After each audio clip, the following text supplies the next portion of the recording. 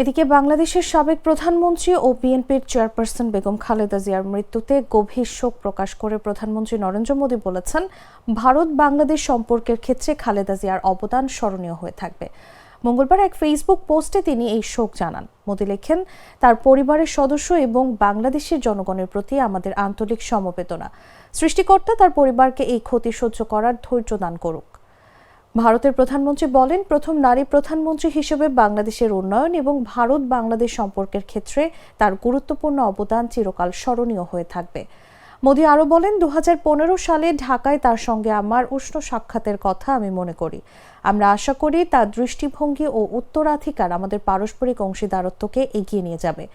এদিকে খালেদা জিয়ার মৃত্যুতে গভীর শোক প্রকাশ করেছেন পাকিস্তানের প্রধানমন্ত্রী শাহবাজ শরীফ। শোকবার্তায় শাহবাজ শরীফ বলেন, বিএনপি চেয়ারপারসন এবং বাংলাদেশের সাবেক প্রধানমন্ত্রী বেগম খালেদা জিয়ার মৃত্যুতে তিনি গভীরভাবে শোকাহত।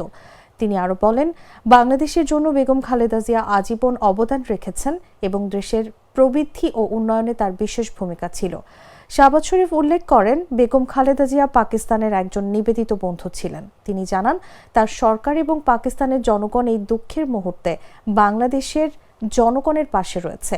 এই কঠিন সময়ে আমাদের চিন্তাভাবনা ও প্রার্থনা তার পরিবার, বন্ধু বান্ধব এবং বাংলাদেশের জনগণের সঙ্গে রয়েছে।